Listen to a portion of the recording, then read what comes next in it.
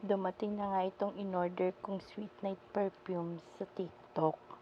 Gusto ko subukan ang scent nito kasi balita ko, mabango daw. Meron tong 6 na flavor pero 4 lang tong binili ko para masubukan. 2 panlalaki tsaka 2 pang babae.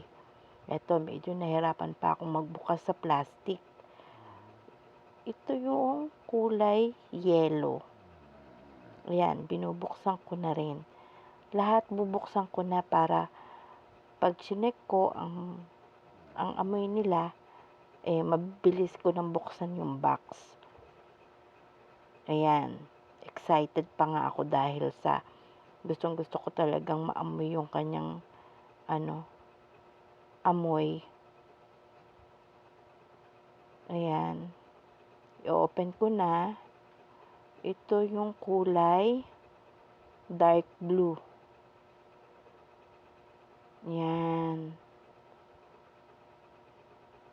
Actually, makintab siya para talaga siyang may glitters. Tapos yan, susubukan ko na yung amoy niya. Grabe. Wala pa sa ilong ko yung kamay ko, pero amoy na amoy ko na yung kanyang, yung kanyang scent. Ang bango talaga. Yung kulay blue, pang lalaki yan. Tapos ito namang pink, pang babae. So, try ko din siya. Wow! Ang sarap ng amoy.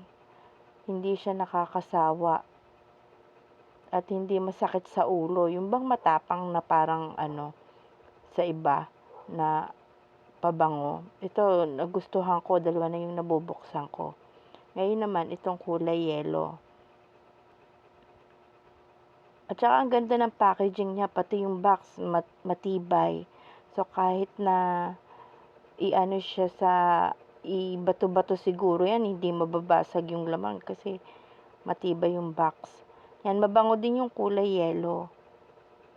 Tapos ngayon ay yun ang light blue. Yan.